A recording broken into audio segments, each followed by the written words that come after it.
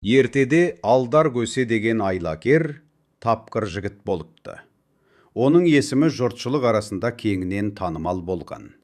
Ол әрдайым әділдік үшін күресіп, кедей кепшіктерге көмек көрсетіп, зұлымдықты жеңіп шығатын.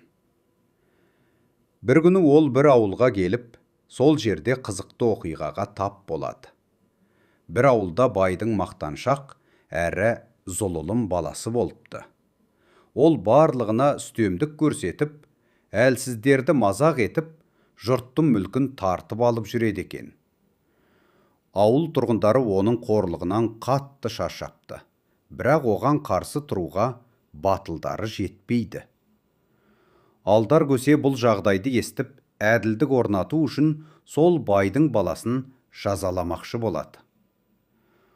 Алдар Көсе байдың баласын алдап, оған ескі тозған киімін киіп, кедей болып көрінген.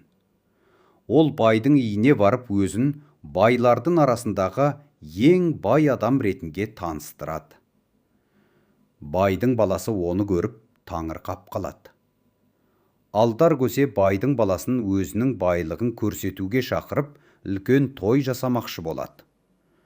Той кезінде Алдар Көсе байдың баласына өзі ойлап тапқан бір айламен барлық қымбат бұйымдарын, алтындарын жинап алуды ұсынады. Байдың баласы Алдар Көсенің сөзіне сеніп, барлық байлығын бір жерге жинайды. Сол сәтте Алдар Көсе сол байлықты алып, оны ауыл тұрғындарына таратып береді. Байдың баласы ештеңе түсінбей қалып, халыққа көмек берген Алдар Көсені алдай алмайтынын түсінеді.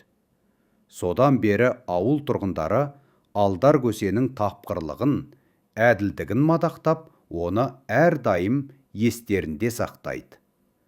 Ал Алдар Көсе болса, өз жолын жалғастырып, әрдайым әділдік үшін күресіп, зұлымдықты жеңіп шыға береді.